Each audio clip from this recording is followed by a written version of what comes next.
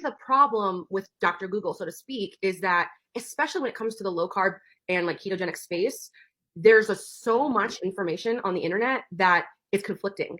And one person will be like, hey, you should have this, and this, that amount. This person says, I wouldn't do that. I'm doing this. Then they're both telling you that they're a keto specialist. They're both telling you that they're a keto coach. They're both telling you they seem equally legitimate. And then you have like healthline.com or these other random websites that are funded by random companies and who you don't know what to trust. And I think that when you do the Dr. Google approach, you end up getting analysis paralysis. Who to trust, who to believe, whose advice should you take? And then what happens is you end up doing nothing, or even worse, you end up trying to implement a little bit of what everybody's saying. And because they're conflicting, you're going to probably see a negative effect from going that route. And then you end up blaming the ideology of low carb altogether because you're like, oh, well, that doesn't work.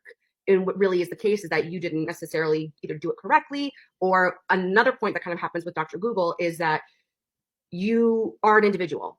And you know from being within the program that I don't coach everybody the exact same way, hardly at all. We're all under the same Diet Destroyer umbrella, but everybody's different. And again, that boils down to, okay, the education, nutritional science is not going to change person to person, right? Nutritional science is what it is.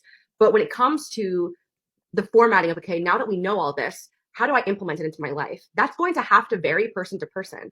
So having a coach that knows you and knows your life and knows your personal story, whether it's the logistics of like your health markers, the medications you're on, your routines, your day-to-day life, and then your mental state, your emotional state, you as a person.